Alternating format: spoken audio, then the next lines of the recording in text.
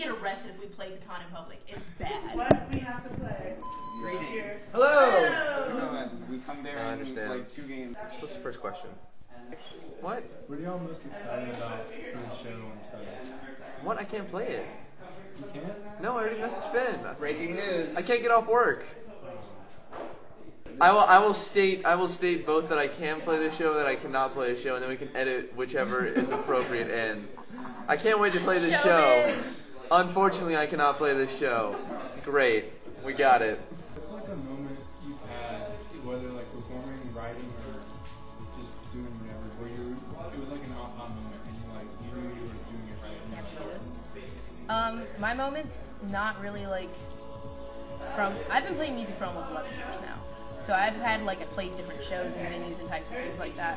And there's always that good little moment I was like, that felt good, that was nice. But my first aha moment, I played with Rumpelstiltskin at the Olympia, and they had this song, Ghetto Superstar, which is one of my favorite childhood songs. And that was the first time we sang it. And the energy for Funko is always wild, as it is. So when they were like, we're gonna call Jamil up now, I'm like, oh my god, I have to match this. This is a lot right now.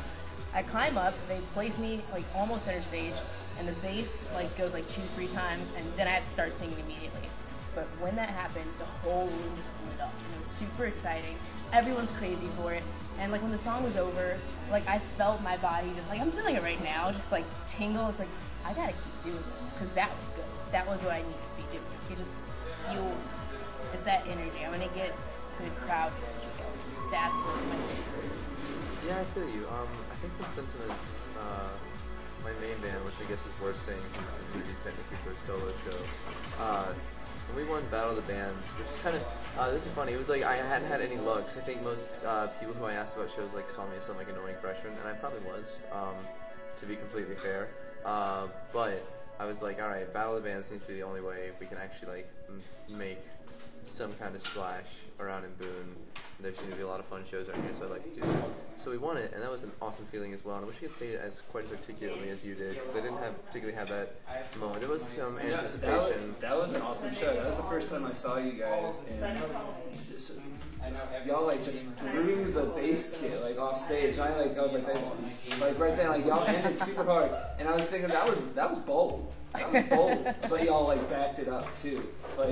Y'all played it out, but had such great stage presence. We just got done. That felt good. I tried to get y'all. That was the first time we booked the show too. I was that was sweet. The singer in Sentiments is just up in town this weekend, and he's got some new stuff done. Our album is taking forever to get done. I'm actually beating my own band to releasing an album, which is hilarious. Yeah. It really is. Well, it's here with one person. It is. You know, all this stuff in your garage and everything. Yep, just in my bedroom. Yeah. Yep. So Sentiments is still going when the semester kicks back in? Yes. And on another note of an aha moment, I do the recording and production. I have a $200 interface and a $50 mic that I use in my bedroom, but I get good results. So what's your favorite part of the creative process? Oh, definitely producing. I was just about to say this. One of my favorite aha moments is when I figured out this is the most nerd out. This is where you're gonna lose people in the interview. I'm sorry. When I figured out how to bust stuff is when you learn how to take tracks. Yeah, busting it opens up a whole new world. You can mix effects by track. Basically, instead of having a reverb on your voice on the voice track itself, you'd have the reverb track on. You'd have the reverb on another track, and you would send the original audio of that to that.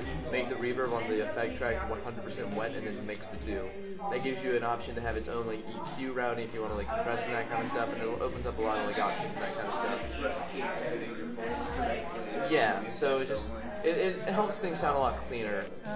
Creatively, I think my favorite part of the process. I've been trying to get better with production. I've been having to do bedroom recordings myself. Hit me up. I need some sort of help. I'm getting there, and it's I like that little moment of listening to it after. It's I did a decent job. It doesn't sound great, but it's listenable, I guess. But my favorite. What is it? I did a killer job in the new Cinema stuff. I am gonna toot my own horn. That shit took 4 hours because we were both so on top of it. Yes, and when you put it that much a work, douche. my favorite songs are the ones that take me days to do. Because, like, with it being me in my bedroom, I can knock out a song in, like, a day's time and be okay. But, like, there are songs that's, like, I can't finish this, I can't call this finished, I have to keep going back. And those songs are the ones I'm most proud of because I put so much time into it. Oh yeah, one of my solo songs took all semester. Like literally, it took all semester to finish. It will sometimes. It has those over are the best ones. it has over 100 tracks on it, and I don't ever need to do that. I don't ever need to do that again. That was way too far down. It was way too far down the rabbit hole. There's like 20 samples of just like random bullshit on it. There's like a bunch of like doubling of voice parts. Do you have like a favorite song you play live, or just a favorite song overall? Lately, one of my favorites has been Lover's Game. Lover's Game, was like the first song in a while that I had written that was a little more out of my character because I started getting into like a poppy sort of like upbeat sort of thing. It was more not electronic, but I wasn't doing guitar and vocals as much as I was. I was more like, what's the drum like? What's the bass line gonna be? But Lover's Game I wrote when I was visiting my mom back home in Charlotte, and I hate going for long periods of time because I get so bored. It's like, I'm gonna sit and I'm gonna write a song today. That's what I'm gonna do with this boring long day. And I finished it and I loved it. And I had just started listening to Angel Olsen. Oh, hell and yeah. like what's her name? I love her so much. Margaret. Margaret Thatcher. No, not Margaret Thatcher. Good old Maggie. I think I sent her to you. I can't think of what it is. Margaret Gillespie or whatever. Glaspie, yes, Glaspie, Margaret yeah. Glaspie. I started listening to her a lot, and I loved her. And the song, like, is very much that. And that song, like, on stage, is it's one of my more upbeat, jumpy, like, one of the few that I feel like I can actually dance to. And the lyrics are, like, really heartfelt because you're a real boy. And, like, everything's, like, I don't know. It's, like, a very genuine song. Like, it feels real. And I love playing it. It's really fun. I like playing my Magnetic Fields cover because I don't have to feel self-conscious about my songwriting in front of an audience. It's hard. Like, I'm in a band with Sydney, and I think of her as just like a really great songwriter and singer. So I'm always like comparing myself to like her, to what I consider like a very high watermark. So I don't know, maybe a little too hard on myself. But the Sorry I Love You cover, which is on disc 3 of 69 Love Songs, is a great track. Kind of sounds like When the Saints Come Marching In. It's awesome. Is 69 Love Songs, like, actually 69 Love Songs? Literally. Like, on discs? Yeah. That's It's three volumes, like 2 hours long. Are they all covers or just songs? No, they're all. No, it's not me. It's Oh. their songs. No, hell no. I wish I had written It's 69 like, Love that's songs. impressive. It's the Magnetic Fields. Okay. It came out in like 2001. What's your favorite thing to do, like, doing music stuff? I just graduated with a studio art major, and one of my biggest, like, I guess, resolutions, like post-grad resolutions, is to keep doing art. So I was painting and drawing, and I feel like when you don't have that force on you as a class, like, it's really hard to, like, find time to push yourself. So when I'm not doing music, I'll try to force myself to draw, or force myself to paint, or just to make something with my hands. Tiny people. My tiny people drawings. They started as a hobby, and then people were like, "I'd pay for that." I'm like, "All right, cool, then pay for that." So it's kind of dope. It's pretty cool, but That's cool.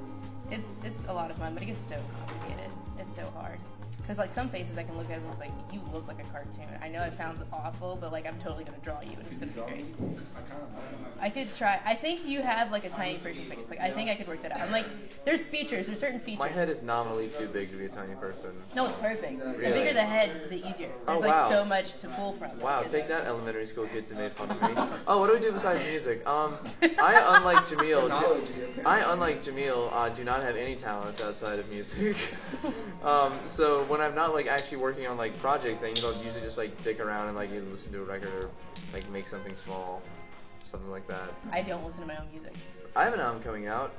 Like I said, I'm beating my own band to an album, which is sort of funny. But I start right? under Meadower, yeah. I need to talk about the old name. It was bad. But yeah, under Meadower, called Imposter, out sometime whenever I can pay my mastering guy. Very low key affair, obviously. I'm not really concerned too much about it. It's just mostly nice to have something out. Maybe get a little bit of press if I can manage it. I don't know. Kind of sounds like Canada there. So I'm told. This was going to be your album release show. This was going to be my album release show, but then I got really lazy about finishing that one song. It took me. Okay, the reason that one song took me a semester is because I was really lazy. Like, I got most of it done in February, and then I had like a few more vocal things to do, and I just like never fucking got around to it.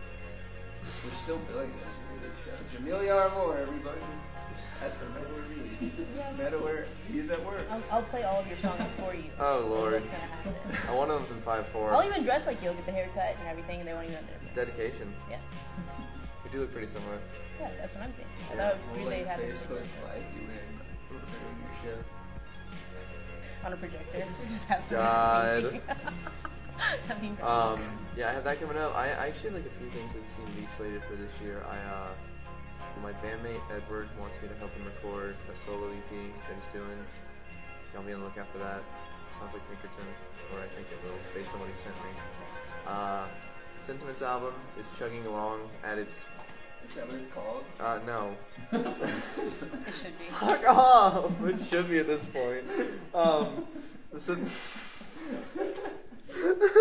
That just doesn't fit your band. No.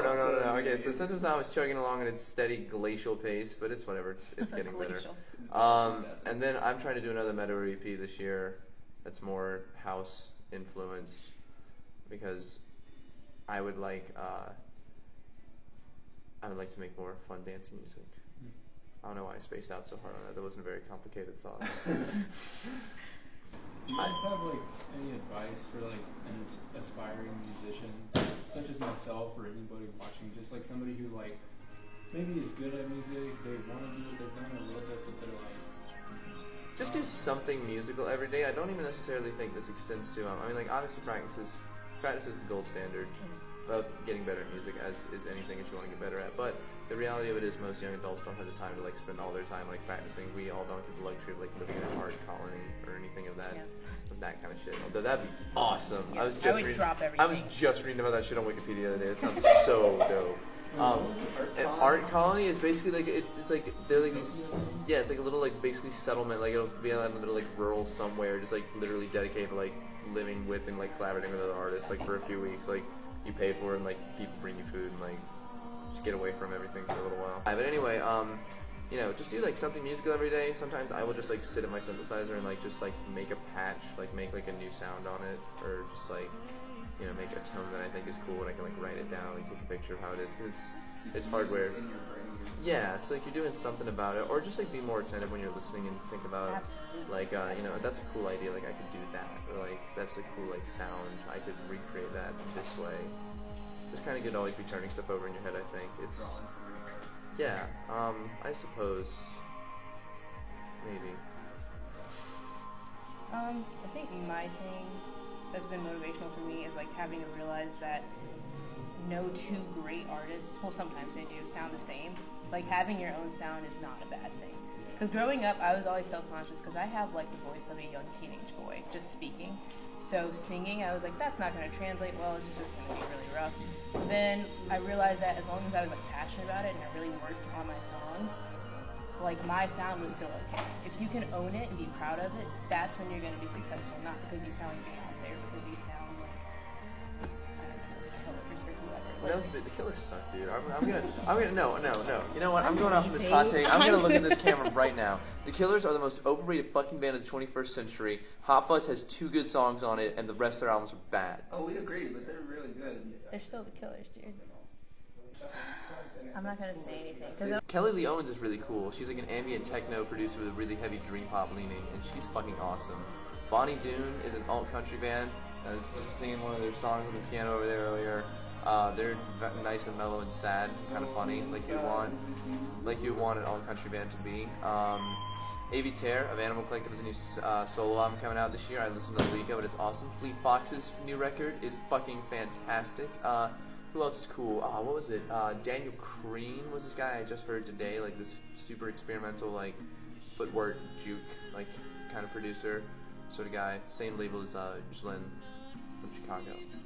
I hope I'm coming off as like tongue in cheek enough, because like tongue in cheek, it's just very sassy. It's like music's only good if only Andrews listen to it. When anyone else gets it, obviously, it's no good anymore.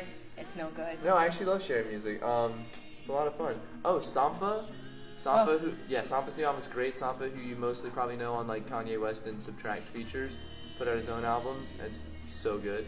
Oh, Vince Staples' new project. I am not going to sample from it because I would not disrespect an artist like that. That was bad. I'll play it. I'll play that hand. Oh yeah, Shout out to Boone. Mortal Kombat's new EP is actually pretty fucking sick. Proud of y'all. Any more plugs? Check Slowdive's new album's good. The last big album that I've been listening to like nonstop is Phoenix's Ti Amo. I'm obsessed with Phoenix. I knew I was gonna get that. That's expecting. Their first 4 albums are really good. Entertainment's also really good. I wasn't that crazy about this one. It's kind of soft rocky for my taste. But that's like I'm in that same transition phase, I guess, with like my music. So to like to hear them do it too. No, I totally get like It's why great. you would like it, but it's just like not really my thing. I don't like flat out hate it. It's just like not. I It's listen not to for you. I I get listened it. to it and I liked it, but like I'm not like yearning to go back to it again. Yeah. I listen to it every day. Nice. Every day of my life, I wake up in Ti Amo. We're doing downtown Boone Art Fair, so I'm excited for it. That's all go. Word. Oh, yeah, Sentiments Cool is- backyard.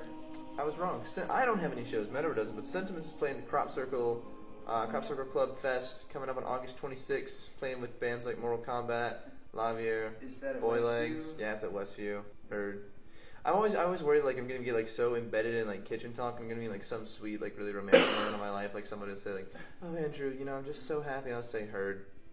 It is thoroughly integrated. This is just I've never been happier in my life. Oh, I love you so much. Heard. Mine is same. I'm really bad about Same. same. Like same is the most unpersonal. exactly like, the same sentiment you expressed. Me too. Yeah, Just, no. I'll be on a date. It's like I really like you. And I'm like, Same. same. I'm just like, no. And Broken Social Scene's first album is pretty Oh like my post God. rocky. One of my and it's favorites. It's One of my really good. absolute It's like favorites. it's a very underappreciated record. It kind of is. I hate that like more people aren't like I don't know. I kind of like keeping it for myself, but more people need to know about it. You know, like lightning round album reviews with Andrew Stevenson. So listen 5 and it'll be like shit, horrible for these reasons. Just back and forth. Have I told you my ultimate fantasy, like not grounded in reality at all, like dream job? Like when I'm like 90 years old, I'm gonna be like old and grizzled, like living in like some like very tall mountain peak in like the snowy like Canadian Rockies. And every year they'll like every year like I'll like get albums shipped to my like cabin.